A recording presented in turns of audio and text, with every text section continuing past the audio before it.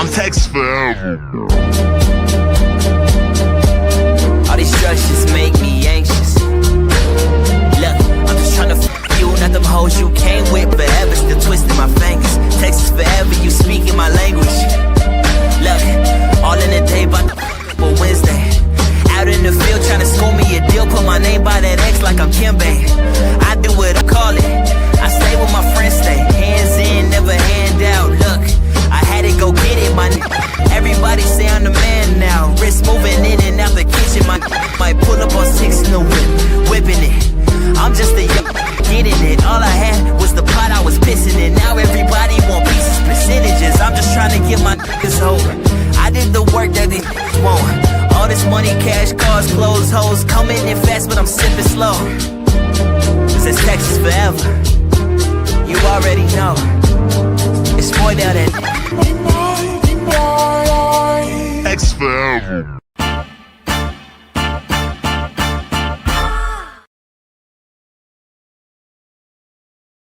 I was still on mute. What is up? We are kicking it here on a Monday afternoon. I am a little bit under the weather, feeling like crud, but we are still here doing it live. H-Town Huddle coming live at you right before game day. We're going to run through everything super quick, super busy all week long. Didn't have a time to get this show in, but here we are on a Monday, last minute, last second. We're going to get it done, baby. We're talking about the Houston Texans on over at the Seattle Seahawks, a really good football team over there that the Texans are facing. Texans won 2 games in a row.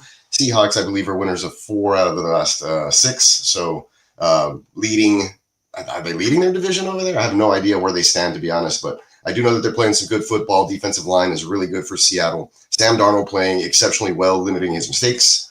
So tough test for the Houston Texans later tonight, about 40 minutes until the first game kickoff, and that'll give us about another 3 hours and 40 minutes until Houston kicks off later this evening. Let's see if I can stay awake for it. I had to take like a 20-minute nap, leave work early. I'm feeling extremely under the weather, running hot right now. Not feeling good, but hopefully the Texans will play a lot better than the way I feel today. So that being said, let's officially kick off the show.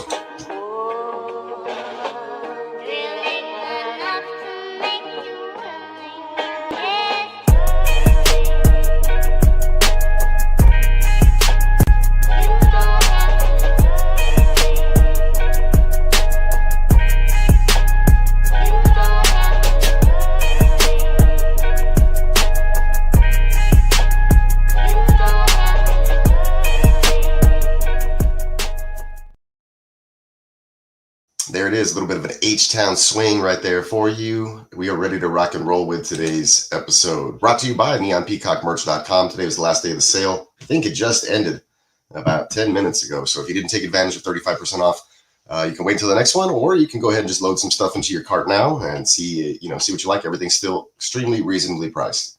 All right. Thank you all for watching. Appreciate you. Appreciate you, Emil, everybody else out there in the chat, Bogey, Derek, everybody supporting the GWN network and the H-Town Huddle. So just straight off the bat, kicker Kaimi Fairbairn is tied for the league lead in both field goal attempts, 7, and makes 5 from 50-plus yards this season, even while already having the bye week. Texans just coming off the bye, an extended bye, extra time to be prepared for this game tonight.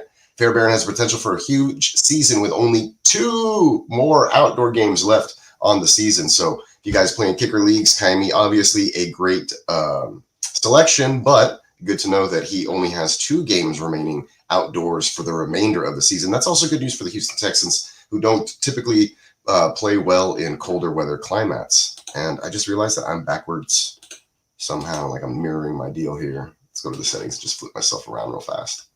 Much better. All right, cool. Good evening, Lee. What's up, my brother? All right. So that being covered, Kaimi Fairbairn, Seattle out there, loud place. Hopefully the kicking travels. Should be a little gusty. I'm not too sure on the weather. I will go ahead and check that out here in a second as well and get that information for y'all regardless. So Texans named as a team who could be interesting at adding, and Lee has touched about this, running back during the trade deadline. They've looked at guys like Breece Hall as a potential name. Somebody the Houston Texans liked pre-draft, really liked him coming out into the draft, was not able to be selected by the Texans. Obviously, he's a Jet, But I do remember when he was coming out of the draft that was a name that was being thrown around as a potential draft selection. So I do see why there could be some interest in that, although it's probably a different coaching regime now as opposed to when he came out. But let's go ahead and talk about some of the keys to victory for the Texans, and that's obviously going to lean on the defensive side of the football for them this evening. And let's talk about one of the better players on the Texans defensive unit, Will Anderson. Will Anderson has produced 26 pressures on 125 pass rushes this season, giving him a 20.8% pressure rate, the second highest among edge rushers with at least 75 pass rushes. I know it's a lot of stats in there, but it just goes to show you that he is really good at what he does, disrupting and wreaking havoc. I showed you a couple of weeks ago leading the league in havoc on wreak havoc charts. So Will Anderson, although not necessarily coming through with all the sacks and getting the quarterback down, still affecting the play on nearly every single down that he's in the game. So through 6 weeks via Next Gen Stats, 20.8 QB pressure first, 15 quick pressures first, 0.7 get off third, 2.45 TTP sixth, 26 pressures third, and then he should be a contender for Defensive Player of the Year once again. But this is a team that the media is not talking about a lot, and especially the defense has been a little quiet. Dan Orlovsky has been saying it over and over again. One of the better defensive units in the NFL that nobody's really talking about. And I think it's just because, kind of gotten used to it. That's the Texans defense are really good. Are they going to win games with their offense being sluggish? Blah, blah, blah. So defense gets pushed back a little bit, pushed down. But regardless, not a push over, something that, the Texans can hang their hat on, be really physical today. I think if they don't over pursue, they really focus on their tackling and scheme, that they have a decent opportunity to really show out in primetime today. Will a bunch of people be watching? Probably only on the West Coast, but hey, it is what it is. Here's an interesting one. Tim Settle on our defensive line so far this season versus via PFF, an 87.4 grade. That's third at his position, defensive tackle, I believe. 77.1 RDEF grade, that's ninth. 79.9 pass rush grade, seventh. And then 16.5% pass rush win rate, that's ninth. He's one of the most underrated and underappreciated players on the Texans. I mean, Bogart didn't appreciate him. He just threw him to me in every league that he was able to have him in last year. And yeah, so here we are with that.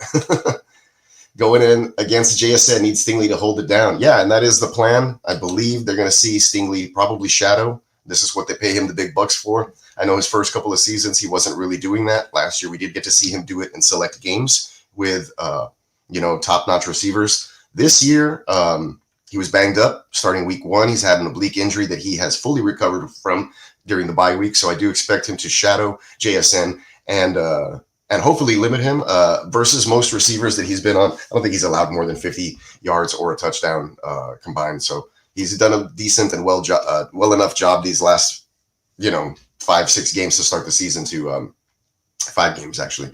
They already had their bye to start the season. But now that he's fully healthy, I do expect his play to be a little bit better, and he's going to need that tonight versus JSN, CJ Stroud's former wide receiver target in college.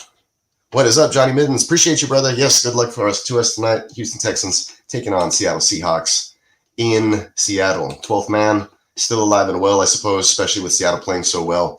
Let's see how many people are tuning in as well or being hung over. What happens with the Mariners tonight?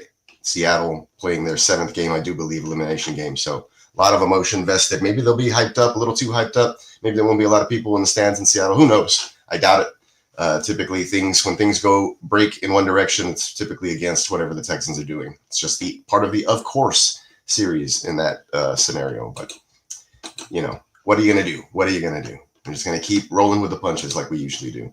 Let's not forget, back in 2018, Houston Texans started 0-3 and only 0-3 team to go on and make the playoffs that season and since then. So Texans this season started 0-3, winners of their last 2, coming off a bye and a really tough game today. So let's see how that all plays out.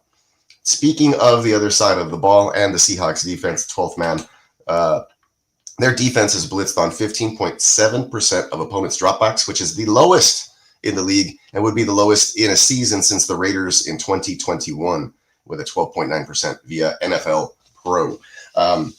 They do this, and people will be like, oh, well, CJ should be fine. Not a lot of pressure is coming off of the blitz because their defensive front is so good. They stunt a lot. that they're able to get pressure on the quarterback and they can drop more guys into coverage. Hopefully CJ can make quick, decisive reads and hit the guys in the zone. Christian Kirk would have been nice, but he is out with a late scratch. Hamstring happened, I think, Friday or Saturday. So super late edition. This is a Monday night game. Was banking on him to kind of keep up what happened last week. I think he was 4 for 64, got tackled before getting into the end zone. So he was starting to come along, but hopefully more Jalen Noel on a couple of plays later, they schemed up something near the goal line and he was able to score off of that long Christian Kirk play versus Baltimore. So if the Texans can scheme up stuff like that, get the ball out of CJ's hands, quick, easy reads, nice, easy throws, then you can do that in early downs. I feel like they'll put themselves in a great position to keep the offense on the field versus this stout Seahawks pass rush that doesn't necessarily bring a blitz. Now, their passing defense for the Seahawks has been horrific, but they've been injured, completely injured. Everybody from Reek Woolen to everybody in their secondary has been injured or missing at some point in this season until this week. Of course, they will be fully healthy and getting all these pieces back. I think one player may be questionable, but full allotment of defensive backs for the Seattle Seahawks, most likely tonight. So that doesn't bode well for CJ Stroud, but if he can continue playing well like the way he has the last 2 weeks, I know it was versus lesser opponents or as far as the defensive side, but asking for a friend, Sterling Shepard, Dalton Schultz, or Noel. If I would play a guy from the Texans, now Shepard, I like the quarterback play. I like the, but then again, Mike Evans is back. There's some players back, so it's a little bit risky. I would probably go with boring Dalton Schultz. In this case, if you want to look at Dalton Schultz over the last few weeks, I think he's caught like 5 passes in every single game. Give me a second just to verify that. It's not for much yardage, but the numbers are slowly going up. So let's see. Week 1, 3 receptions. Week 2, 3 receptions, both for 28 and 29 yards. Then Jacksonville, 5 receptions for 39 on 6 targets. All of these are like 5 to 6 targets.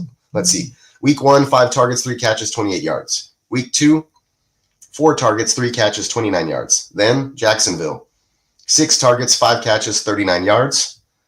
Tennessee, same thing, 6 targets, 5 catches, 30 yards. Baltimore, 6 targets, 5 catches, 60 yards, lesser defense. So coming off the bye week here, you could probably be looking at most likely 6 targets, 4 to 5 receptions for Dalton Schultz, anywhere between 30 to 65 yards. And he hasn't scored a touchdown yet, so he's definitely due.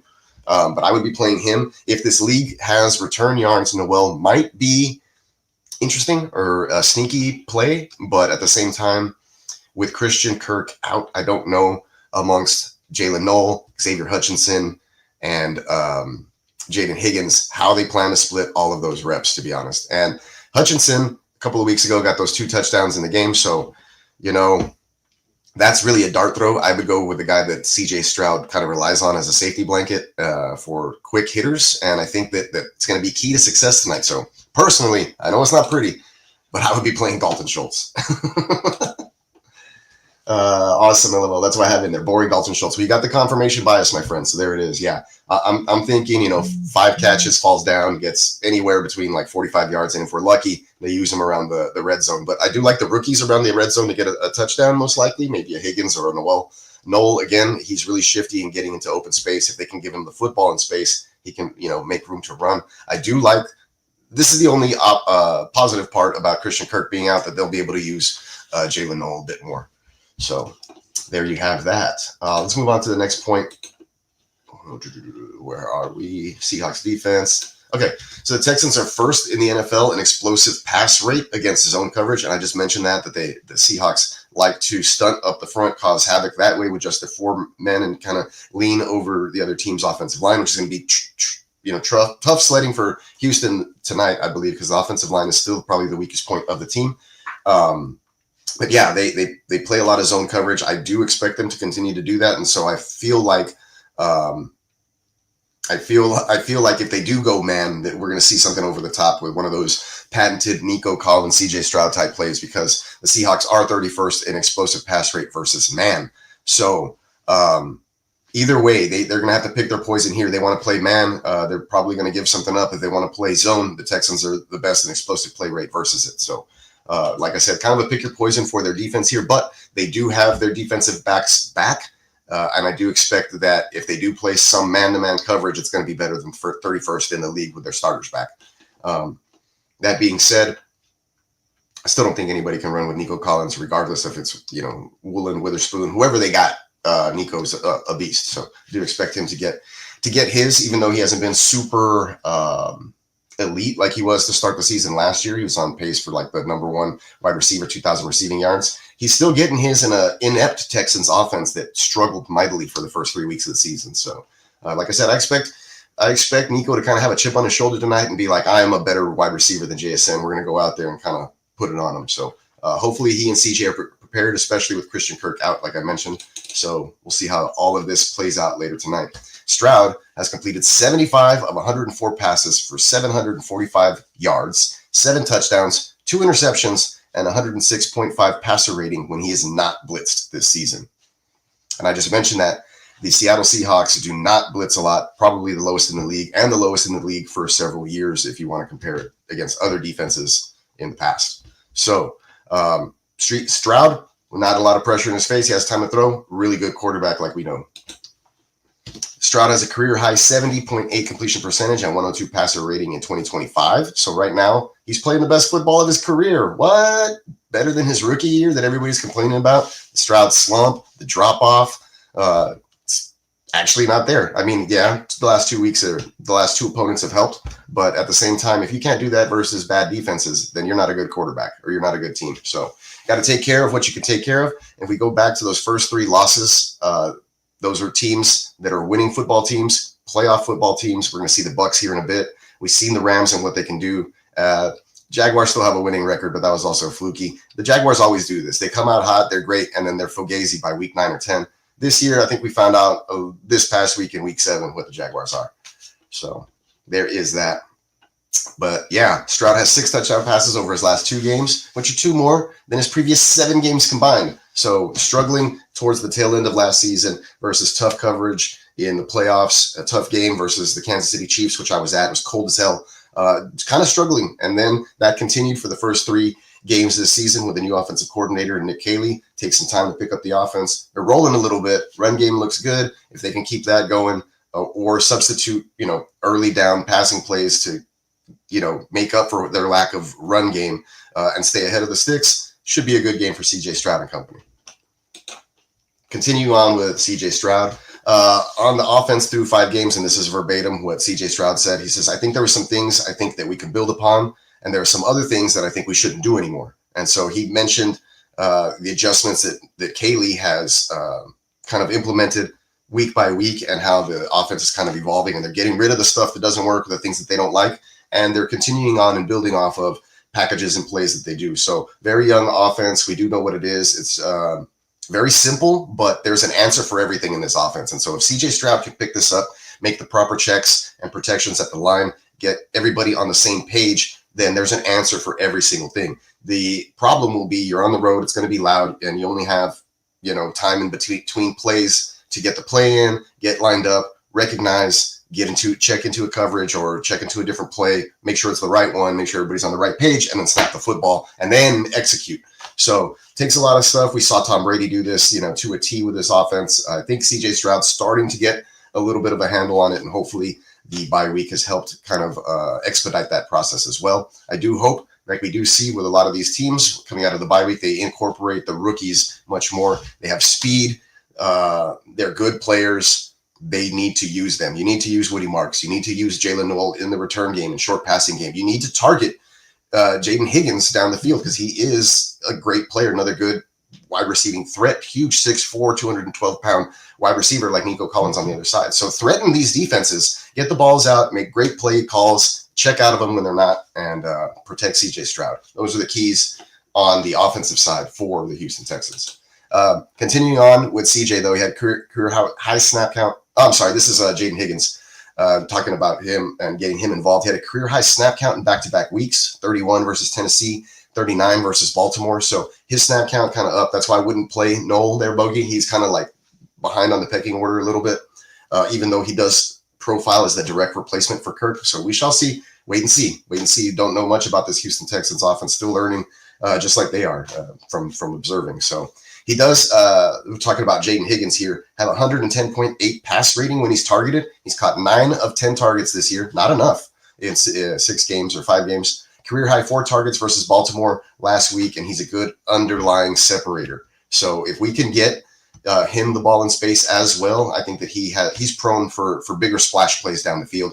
I think if we can find Jalen Noel quick underneath, he's good to break a couple of tackles and make small plays, bigger plays. So it's just about getting the ball out quick, recognizing the zone, hitting the guys, making sure these receivers know how to sit down in the zone, because that was some of the misconnect with some of these younger guys earlier in the year as well. So just a couple of things that they're just tweaking, need to get better at, kind of fine tune, oil up the gears. I think that the Texans offense can be a dangerous weapon if done correctly.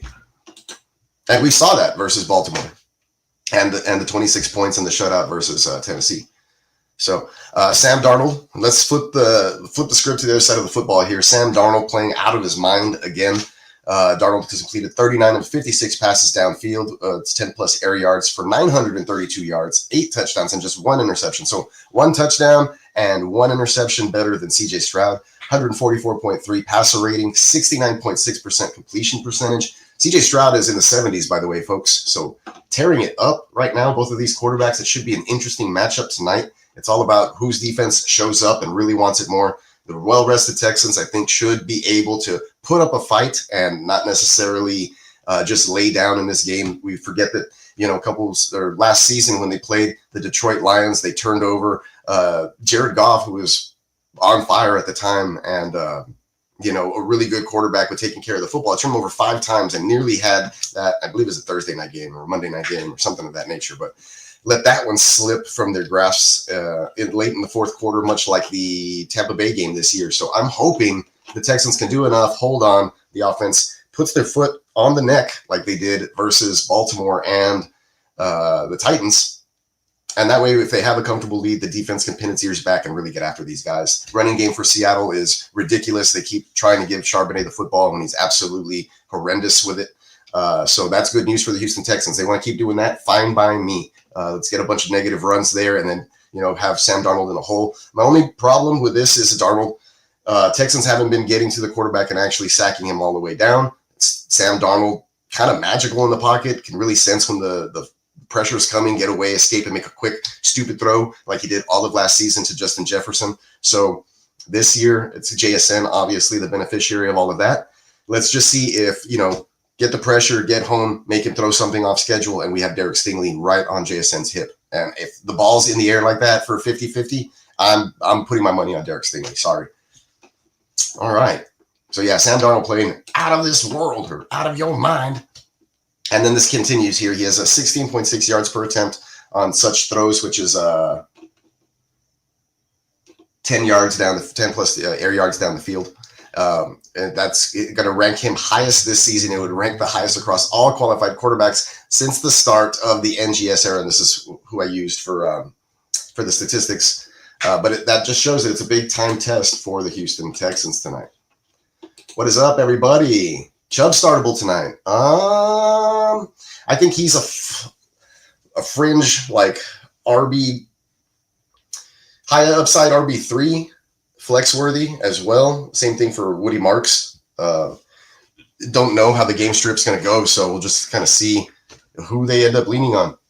You know that they like to use Woody in the passing game, and they like to stick Chubb down the middle. Pause. So, or actually, off to the edges. So we'll see what the plan of attack is here. Like I said, ferocious defensive line. So they're really if they focus on stopping the run first. So we'll check it out there. Startable, not a must start. Definitely not a must start. Probably in your RB2-3, low RB2, RB3 category. If he falls into the end zone tonight, then he's giving you high RB2 numbers. I'd probably play Woody Marks over him because I think the game script's going to call for it tonight. But, we shall see. We shall see. Let me see. I got a couple of predictions up there for y'all. Hey, what's up, kid? I caught the live. What's good? Fugazi, the Jaguars. Shout out to Guccini. Yes, sir. Yes, sir. Yeah. Where was I at? Oh yeah. Speak for the entirety of my gang when we say go Texans. They appreciate the support, man. That's what's up. Let's see real quick here. I thought I had some overlays. Yeah, I do. So we're talking about Woody Marks. There he is again, Mr. Woody.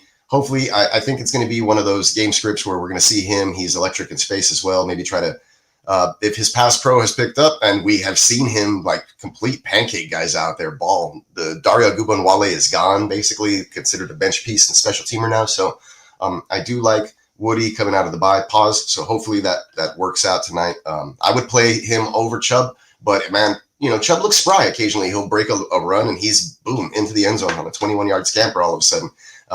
2 weeks ago versus, he did it again 2 weeks ago versus the Ravens, and he looked good doing it once again. So, what can you say? He's, like I said, you don't have to start him. If you're looking for a higher upside play, probably go with a wide receiver, but he's definitely going to get some work, probably 11 to 13 touches guaranteed there for Nick Chubb, regardless of Woody Marks and the game script, right? Unless the Texans are up, right? And we saw that versus Baltimore. Texans are blowing him out.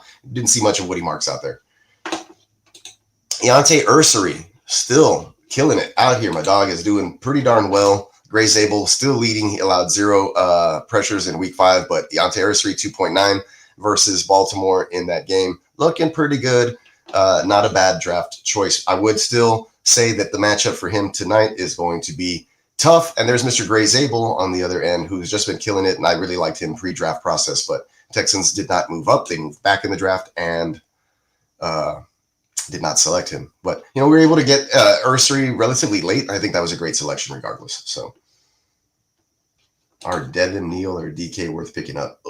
Probably DK or whatever, however you say his name, from the Titans. But, man, that team's a lost cause over there. Even with firing their head coach.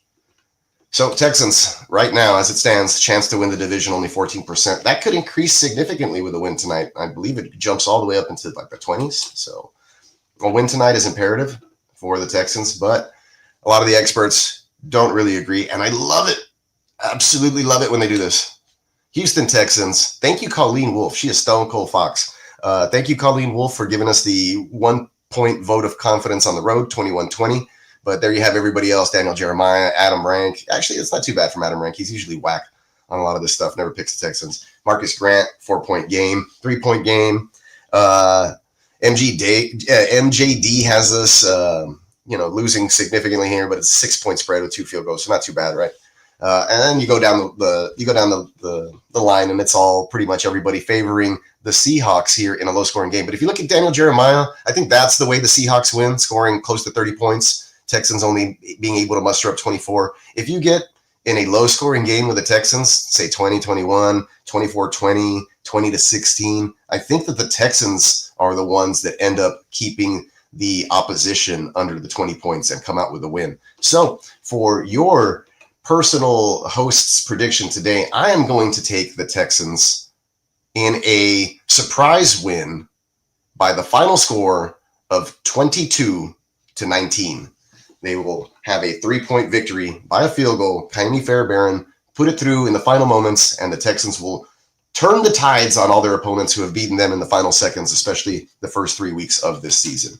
So that's what I'm looking forward to. That's what I'm hoping. Defensive matchup. Sorry, we don't want JSN to pop off. I don't think that the Seattle running game does much or much more than the Houston Texans, if at all.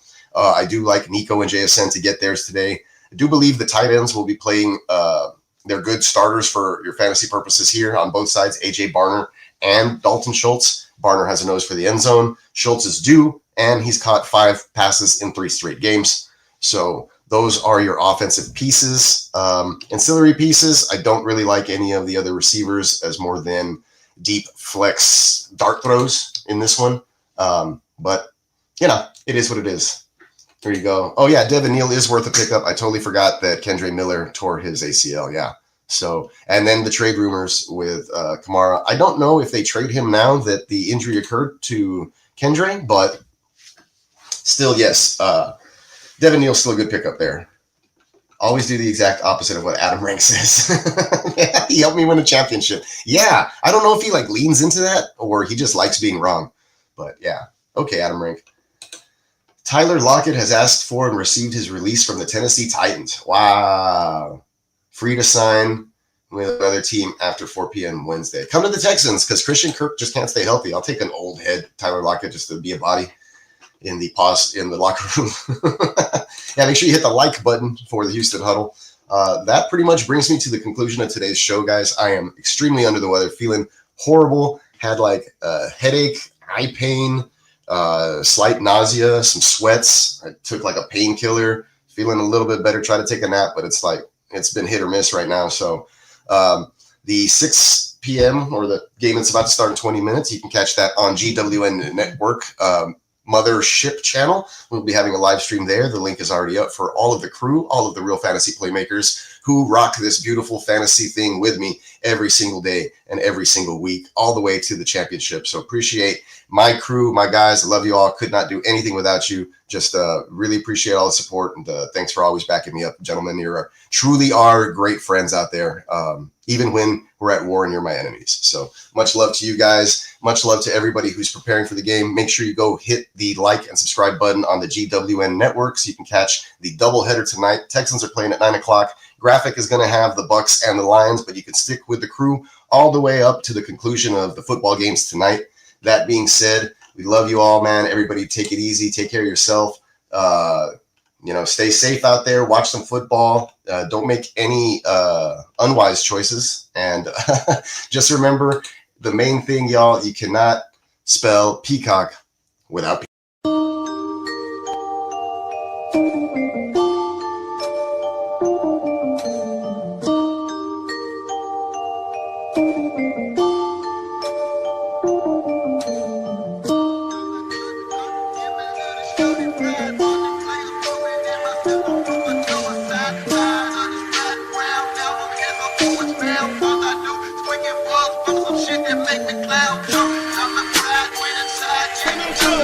It's special. We started practice. We practiced off this week, man. Hey, them boys are tired. Let's keep it up this week, man. Texans!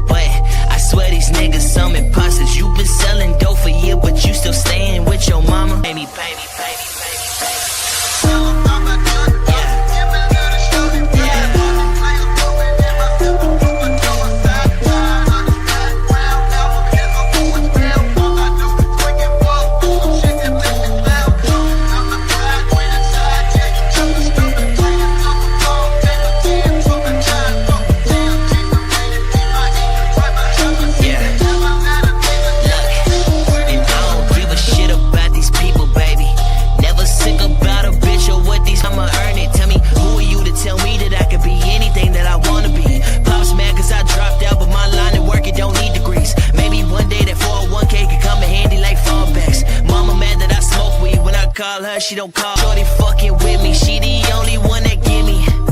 Yeah. And I rolled this here for 2. I just hop up in the whip. I hit up 6. She smoke it with me. Little bitch.